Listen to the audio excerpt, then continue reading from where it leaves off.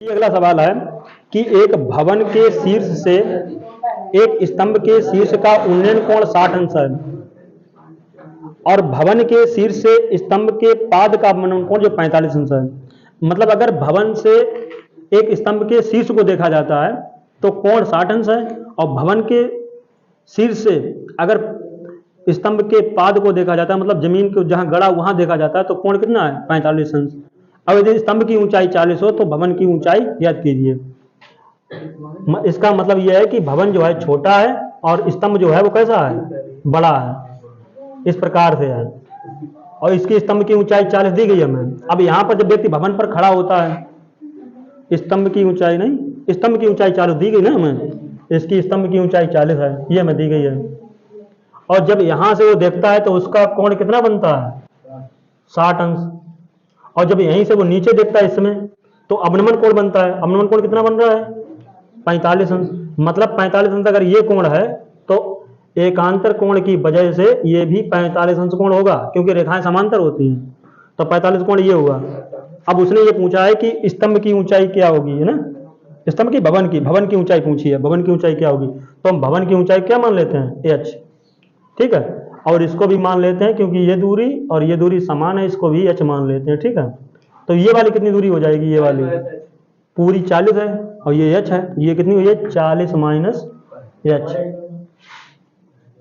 40 minus h, ठीक है। अब ये x मान लो आधार वाला x, ये भी x मान लो, ठीक। अब इसे नाम दे दो a b c और इसे d और इसे e, ठीक। तो हम लिख लेते हैं, माना कि भवन की ऊंचाई h है, माना कि भवन की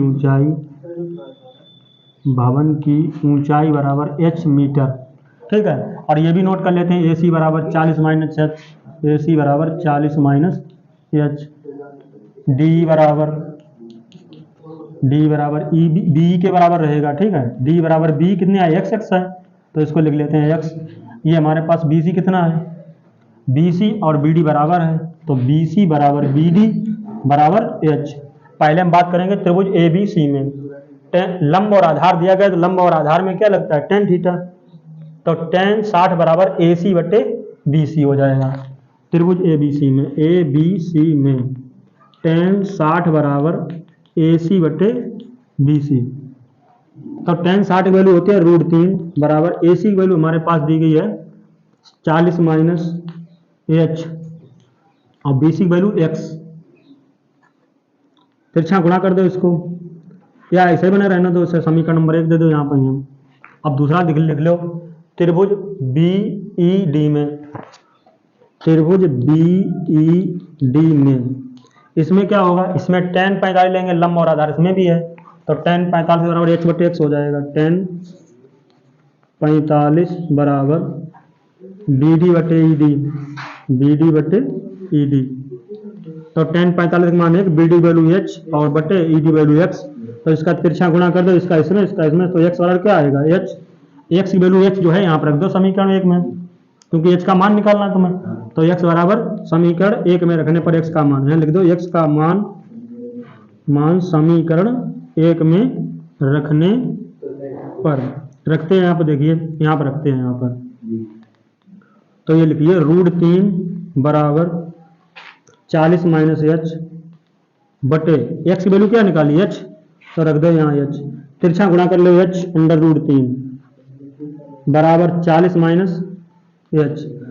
भाई तिरछा गुणा कर दो, बटे 1 करके इसका गुणा इसमें कर लो, इसका गुणा कैंची गुणा, तो h अंडर √3 बराबर 40 माइनस h।